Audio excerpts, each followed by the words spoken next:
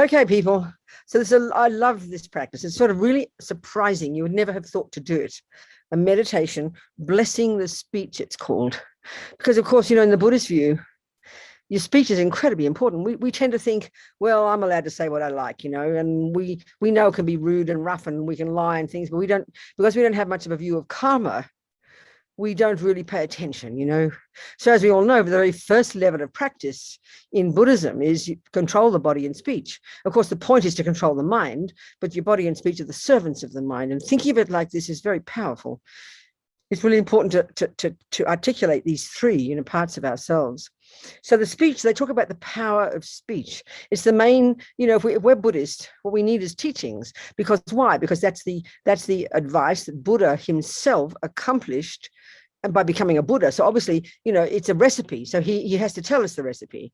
We can't communicate with his mind. Our minds aren't that subtle. So we have conceptuality. We have the way we live in our minds at this level using the Buddhist model. We've got these subtler levels of mind where we can have clairvoyance and we can communicate directly, but that's very advanced. Most of us aren't there. So we have to have conceptuality, we have to have thoughts, concepts, and of course speech are just the expressing of concepts, aren't they? So the power of speech, even in our daily lives, is incredibly important. We need people to believe us. We need people to trust our words. We need our words to be trustworthy, So the way to really make our speech powerful, most crucial one, is be silent.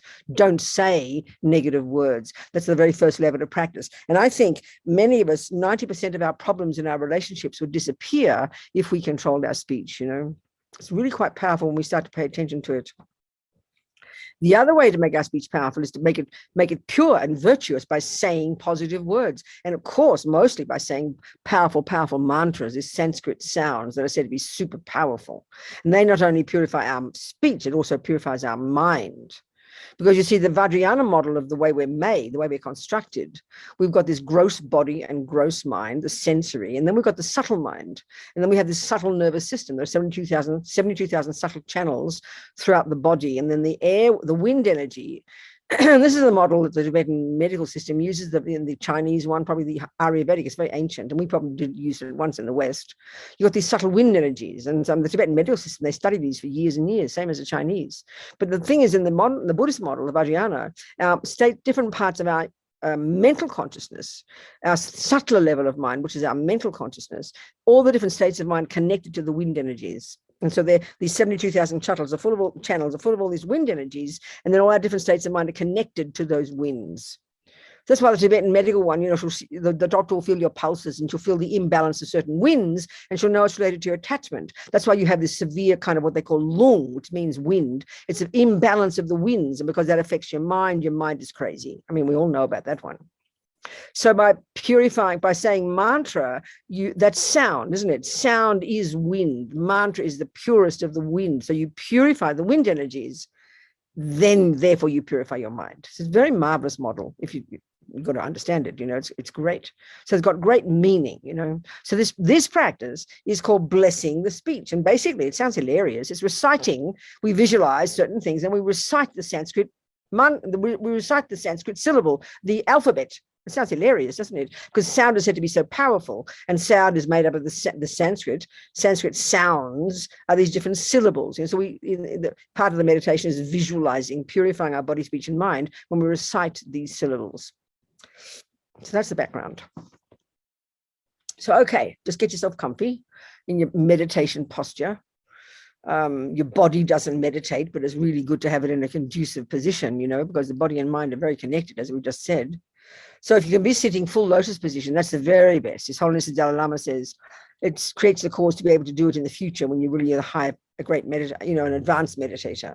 Even if you can sit in it for a moment, this is marvelous. If not, that's okay, regular cross-legged. If not that, sitting in a chair, whatever you can do, So one, if you're sitting cross-legged, make sure your legs are really, comfortable, and you have a cushion that's suitable for your body.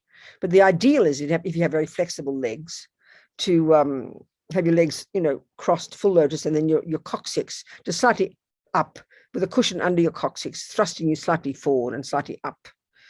And it becomes a very stable position that the greatest meditators can stay in this position literally for months. The body's incredibly stable.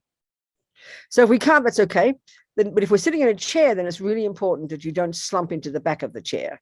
Have your feet firmly planted on the ground. This is really important, okay? So get that ready and have your back. In other words, you're holding your own body up. Otherwise, your body, if you're slumping in the back of the chair, the winds can't go smoothly through the channels, and that affects your mind. So you become sluggish and you go to sleep. It's no good at all. The next one is your hands. And this is, the classic mudra or gesture. There are many. You can do what you like. But this one, left underneath, right on top, thumbs touching, forming a triangle. I heard way back, I don't know the source, that there's some subtle channels in the body that are at the tips of the thumbs that are linked to bodhicitta. So having them touching like that is auspicious. Then they talk about your back being upright. Well, that's partly what we've covered. But I would add to that, have the muscles relaxed. We tense our muscles. We tense our abdomen, especially because we don't like to look fat, even if we are fat. That's okay. But we don't like, so we try to squeeze our muscles in, our diaphragm, so to relax your muscles, completely flop your muscles, but keep your body upright. It's a really good combination. Then finally, your head, several points. And all this is coming from the experience of the yogis, it's got practical meaning, practical implication. It's to help your mind meditate. So the head slightly tilted forward, not thrust back. Chin tucked in a bit. Jaw relaxed. Lips slightly apart. Tip of the tongue, and this is weird, but this is logic, behind the top teeth, just near the palate. The yogis have found that this prevents you from dribbling, from having to swallow your spit all the time when you meditate for a long time. Tip of the tongue behind the top teeth, just near the palate. And then your eyes, again, the yogis, the great meditators who've subdued their sensory consciousness, gone back into a deeper level of their mental consciousness. They don't get distracted when their eyes are open, but the light, nevertheless, when they're meditating in the day, the light still comes in. And that's good to keep the mind sharp. So, it's only a short meditation, and maybe we get distracted because we haven't got good concentration. So we have them lightly closed, but have your eyes, have them open if you can, but your eyes should be looking down, as if you're looking along your nose towards the ground. But have your eyes slightly closed if you like. So that's the ideal position. Settle into that, but then forget about the body, because now we're going to work on the mind. So let's get the practice up, Matt. We can do the little refuge prayer, then you can take it away again, because, well, I'll leave it up. It's okay. Leave it up. Yeah, that's good. And okay. So most of the time you keep your eyes closed and visualize what I say, but to keep your eyes open here for this sweet little refuge prayer. I take refuge in the three jewels. May I become a Buddha to benefit all. I take refuge in the three jewels. I rely upon the three jewels. May I become a Buddha to benefit all. Konchog, Sumla, Kyabsuchi, Drola, Penchir, Sangye, Shog. Okay, now that's all right. Now you just concentrate. And I'll add a few things to the words. So don't read the words. You just listen, meditate, visualize, imagine. So visualize, if you've taken an empowerment and you manifest, you out of emptiness, you think about emptiness, and then you manifest as the deity. If you haven't, then you just visualize the Buddha above your crown and you keep him there. Shakyamuni Buddha. Okay, Buddha above your head on his multicolored lotus and sitting very beautiful in his golden light body, showing us what we can become. And if you have a spiritual teacher, yourself as the deity, you think of yourself as oneness with that teacher's mind, the guru, the lama. And if you haven't, if you have above your head, you think it's him, the Buddha, and then oneness with the mind of your lama, the mind of your spiritual teacher, the person you feel close to, the person you've chosen to be the Buddha for you, to show you the way for you to become your Buddha. You make that choice. You decide, and then you cultivate that relationship with that person in your mind, seeing them as the Buddha. It's the best way to get the benefit from the teachings, because then everything they think and everything they do and say, you see it as a teaching. Even they say the breath of the holy beings is even just their breath is of benefit to others. So now you visualize now on your tongue, now you do the visualizing. On your tongue, you imagine the syllable R is on your tongue, standing upright. The Roman letter, letters AH, if you don't know Sanskrit or Tibetan. It's standing upright on your tongue. And then it turns into a moon disc, like a flat white cushion on your tongue. And then on top of that, the moon disc, there now is a white Om. And it's surrounded by the white vowels. Of course, we don't know them, so you just have to imagine. We don't know them. If you do know them, how marvelous. All standing upright, clockwise, going right around, all the way around the Om on your tongue, and they're white.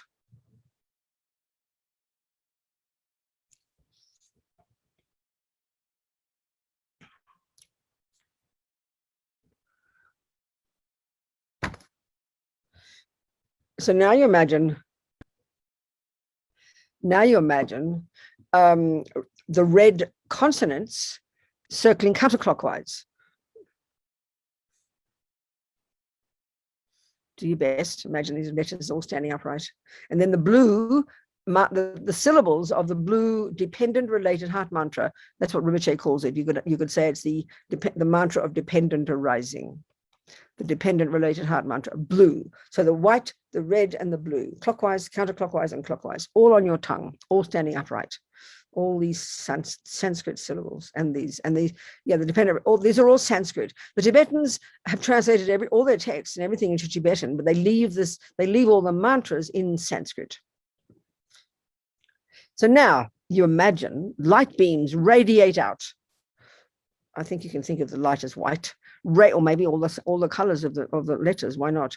They radiate out to all the directions of the universe: north, south, east, west, northeast, northwest, north, southeast, southwest, and up and down. They call it about the 10 directions. Light beams go out from all these syllables, and it hooks. What do you imagine does? It hooks all the blessings of the power of the speech, the supramundane and the mundane speech, and all the holy beings in the universe, all the great beings who realize emptiness, all the Buddhas, all the Bodhisattvas, all the power of their speech from around the universe.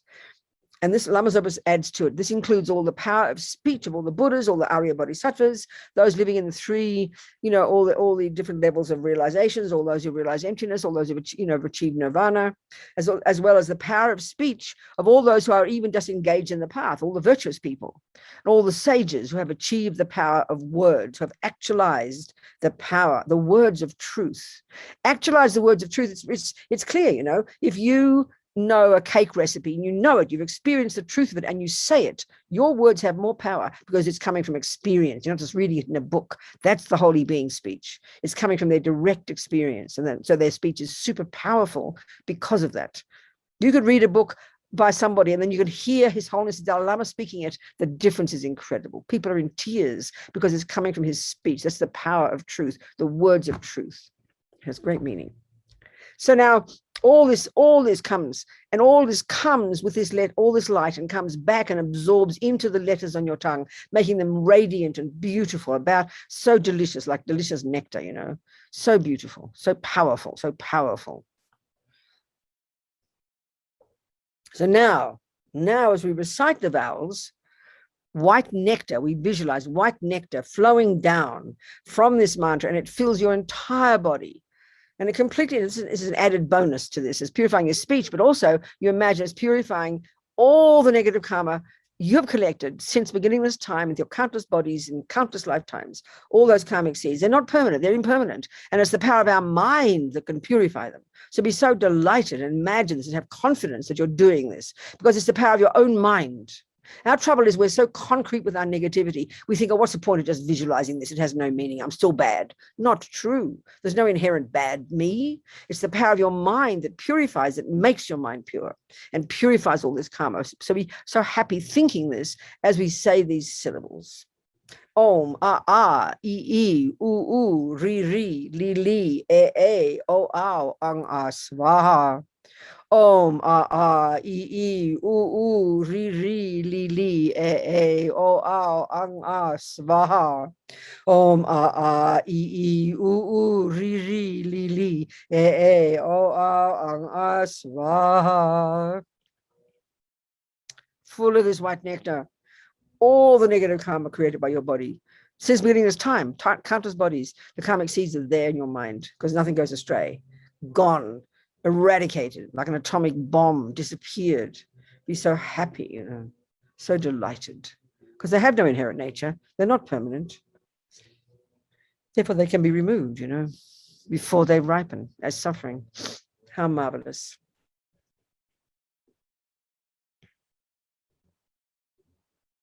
And now, the red consonants. So as we recite these, red nectar, imagine nectar pours down from the mantra on your tongue and fills your entire body. This time, purifying all the negative karma collected with your speech. So clearly that's mostly as humans, isn't it? Clever humans with our clever speech. So all the harsh speech, you know, the lying, the rabbiting on about nothing, the bad mouthing people behind their backs, all this disharmonious speech, all this negative speech. And every one of us every day just says something, you know. So all of it since beginningless time, totally, totally purified as we say the mantra, as we say the syllables.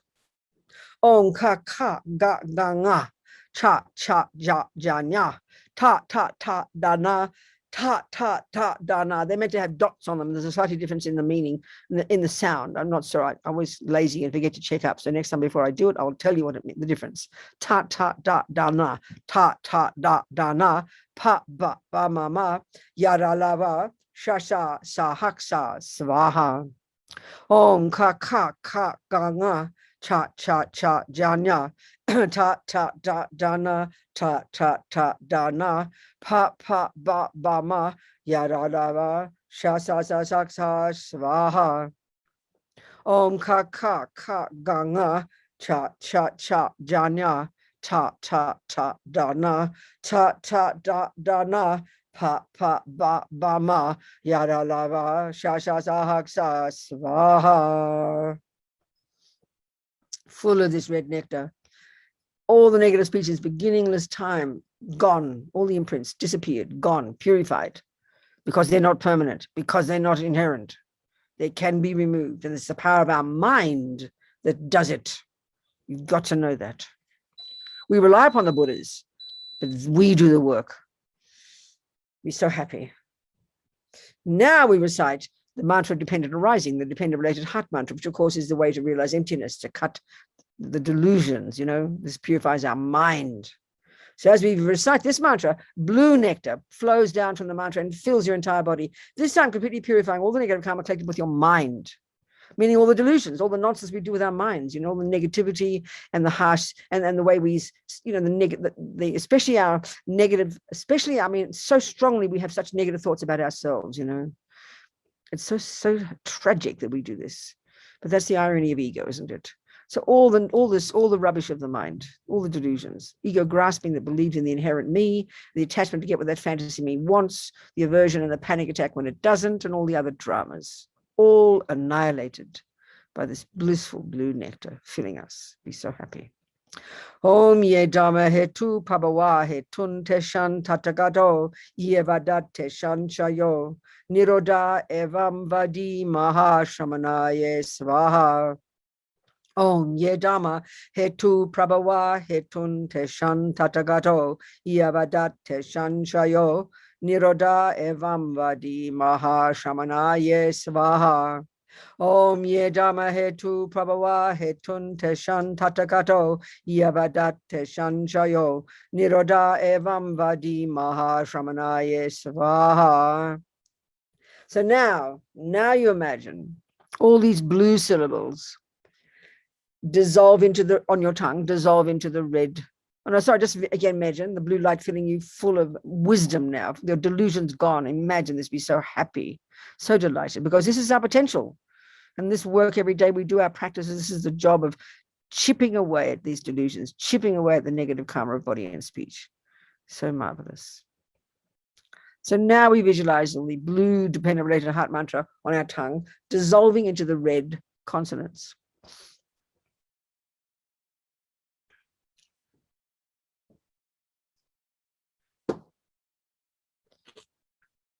And the red consonants dissolve into the white vowels.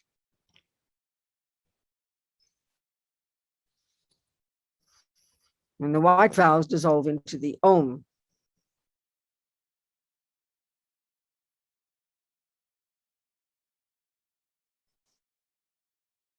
And the om dissolves into the moon disk. And now the moon disk turns into an R.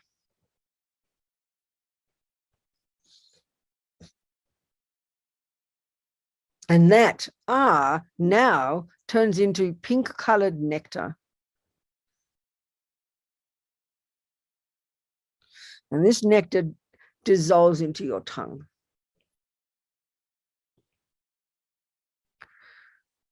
So your tongue becomes of Vajra nature, indestructible.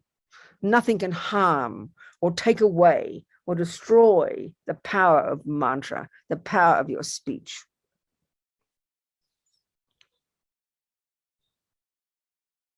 So now have very strong confidence that all the power and the blessings of the speech of all the Buddhas and all the Bodhisattvas and the sages and the yogis and all the holy beings and anybody even just practicing virtue have entered into your speech, and that your speech is perfected.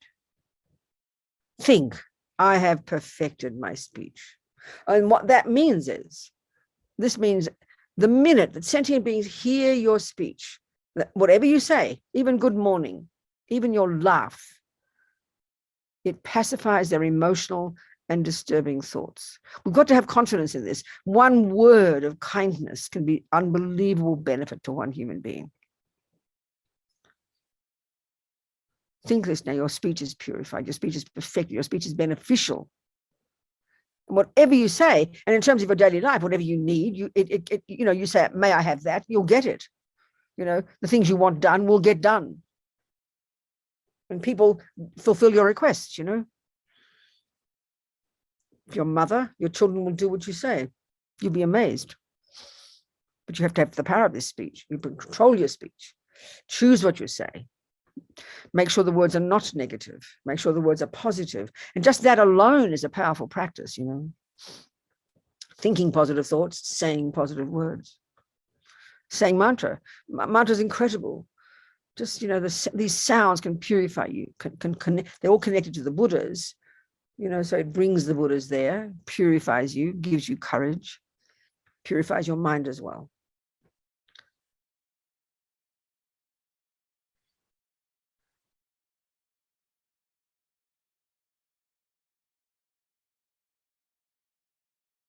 That's why, I remember Richard Gere, the actor, he asked His Holiness the Dalai Lama, should he give up being an actor? And His Holiness said, no, of course not. Because this is the Bodhisattva approach. There he is in movies, nothing special, these movies are probably dumb movies, but he connects with people. He connects with people with his speech and with his presence. That's how we can be, like the Bodhisattvas. Think that way. Be of benefit to others who see us. So by thinking this way, the power of your speech becomes marvelous. And whatever you say, all your recitations, your mantras, your prayers, they are multiplied by millions of times. Be so happy, Your speech will not become like gossip. And there's a sweet little thing here. I never know what it means. By the power of the mantras, the power of your speech will not be snatched by eating. Because, even they say the food we eat can affect, Anyway, so feel very happy, delighted. You've achieved the power of speech. So now, before we finish, we've got a few minutes, just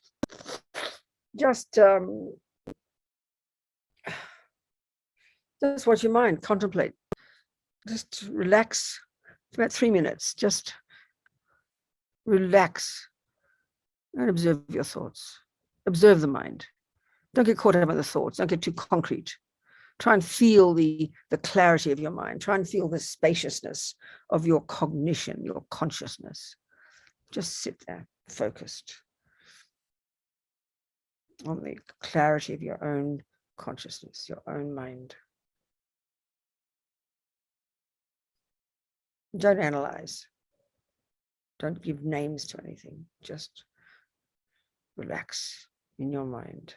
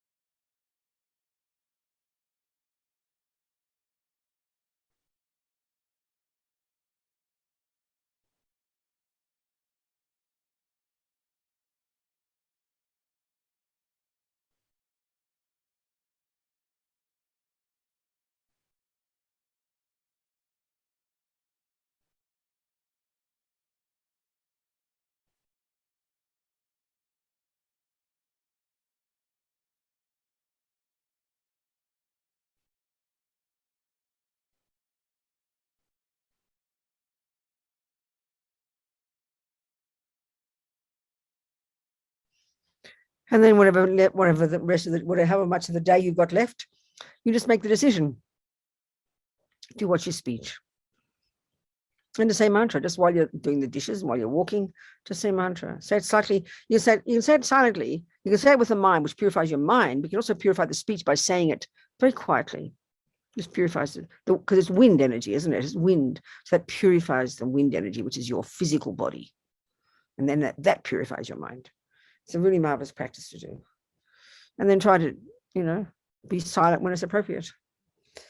That's it, sweetie pies. Now we're going to say the sweetest. I forgot the little dedication. Such a cute little prayer.